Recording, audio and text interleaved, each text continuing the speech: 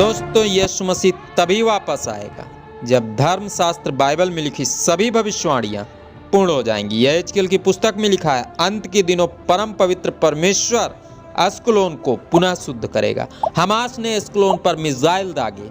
जो पाप यहूदी समलैंगिक रूप से अस्कलोन में करने लगे थे, इन्हीं भयंकर पापों के कारण इजराइल में भयंकर आग बरसी।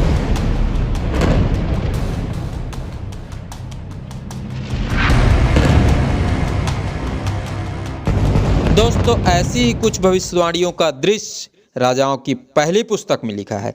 इस वीडियो में पवित्र आत्मा उन्हीं दृश्यों को दिखाने वाला है जिनका नजर आना यीशु आगमन से पहले पूरी तरह तय है।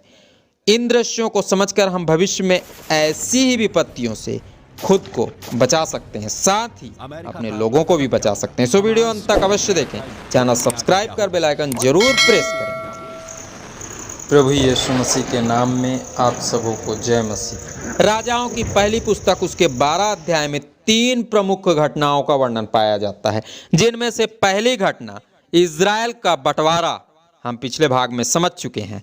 आज समायाह की भविष्यवाणी और यरोबाम द्वारा इजराइल के पतन को समझने वाले हैं। दोस्तों, राजाओं की पहली पुस्तक उसके 12 अध्याय की 21 से 24 पद में समायाह की भविष्यवाणी पाई जाती है। इस स्थल पर लिखे वचन बताते हैं, राजा रहूब्याम यहूदियों और बिन्यामीनियों को एकत्र करके इजराइल को वापस पाने के प्रयास में जुटता है। तभी परमेश्वर यशायाह के द्वारा संदेश भेजता है कि जो कुछ भी हुआ मेरी इच्छा से हुआ है, तुम उनसे युद्ध मत करो, परंतु वापस अपने घरों को लौट जाओ। वे परमेश्वर की बात को मान लेते हैं। इजराइल 2 भागों में बढ़ जाता है। यह भविष्यवाणी बता रही है कि यीशु आगमन से पहले इस युद्ध का होना अत्यंत आवश्यक था।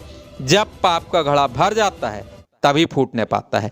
नई वस्तुओं के रखने का स्थान खाली होने पाता है। अब वह स्थान खाली होगा जिस स्थान पर प्रभु परमेश्वर का तीसरा मंदिर बनेगा।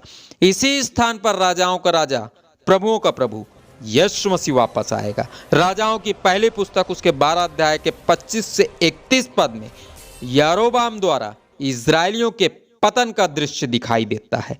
इजराइल के 10 गोत्रों का प्रथम राजा, जिसका नाम यरोबाम था, पुनः उस इबादत को आरंभ कर देता है जिस इबादत का आरंभ शैतान ने मूसा जी के दिनों कराया था।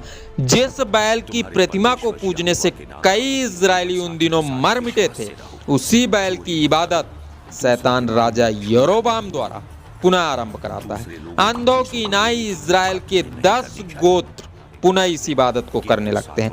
नतीजा आप सभी जानते हैं, ये 10 गोत्र खो चुके हैं, समाप्त से हो चुके हैं। इजराइल 2 भागों में बंट चुका है। जैसे समायाह ने उन दिनों परमेश्वर का संदेश सुनाकर यहूदियों को शांत किया था, परमेश्वर के सिद्ध दास बाइबल में लिखी भविष्यवाणियों को लगातार सुना रहे हैं। गाजा में हो रहा युद्ध शांत हो चुका है। इजराइल के शासनकर्ता और सिपाही वापस अपने घरों को लौट चुके हैं। इजराइल का यहूदी गोत्र उन्हीं दिनों की तरह फिर मूर्ति पूजा में लिप्त होने वाला है।